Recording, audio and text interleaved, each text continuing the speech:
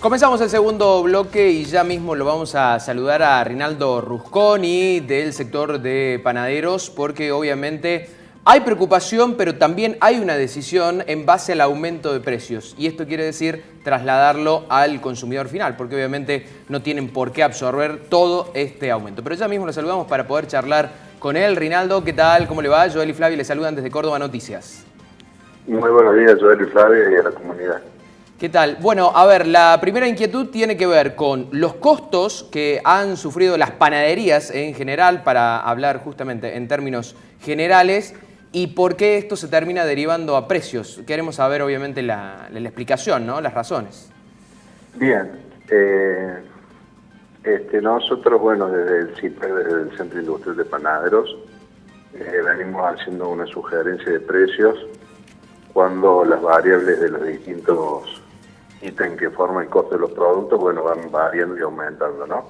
Nosotros el último precio sugerido fue en agosto de 2019, con lo cual ya hace 13 meses que en medio de un país con permanente inflación y sube de todas las cosas, no habíamos anunciado ningún tipo de aumento, ¿no?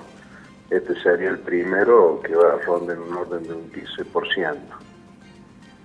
Bien, sin lugar a dudas, usted lo mencionaba recién, hacía un año que no incrementaba la tarifa del pan, el precio del pan, perdón, y en este caso puede ser que la situación económica que se han registrado en las últimas horas pueda generar un nuevo aumento en el corto plazo.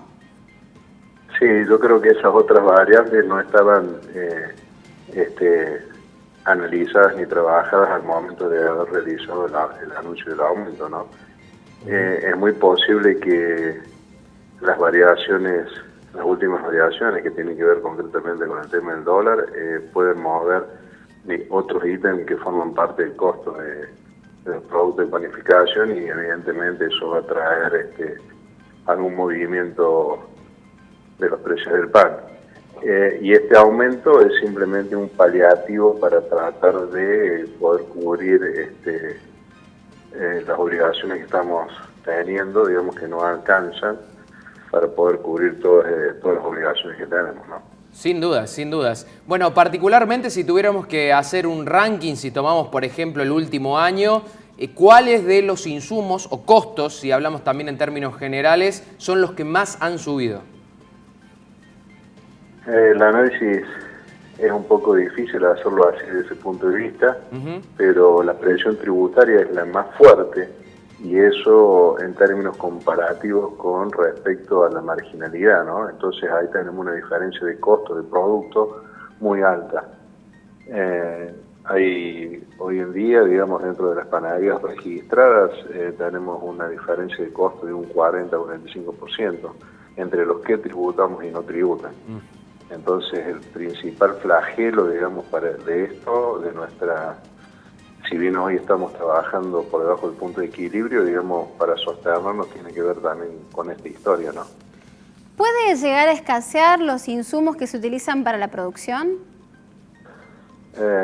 Desconozco, sé que la cosecha viene muy mal, la cosecha de trigo viene mal en lo que es Córdoba y Santa Fe, pero estimo que si el gobierno nacional toma los recaudos necesarios para el consumo interno, no tendría que haber problema, digamos. Si la logística funciona correctamente, no tendríamos por qué no tener abastecimiento, digamos.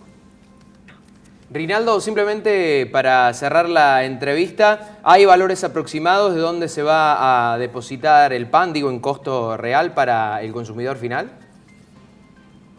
No te entendí la pregunta, disculpa. Que si ya está establecido más o menos los márgenes que va a costar ahora, por ejemplo, el pan. Bien, los precios sugeridos de los productos más relevantes son, por ejemplo, los sugeridos por el CIPAC, ¿no? Por el centro. Es el pan francés, 115 pesos, el miñón pasaría a costar 130 pesos el kilo, el criollo común 180 pesos el kilo, y el hojaldre, por ejemplo, 210, la factura común 25 pesos. Claro. Se entiende perfecto y bueno, se va en consonancia con lo que mencionaba antes de los porcentajes de aumento. Rinaldo, simplemente agradecerle por estos minutos y la entrevista. No, gracias a ustedes y muy buen día.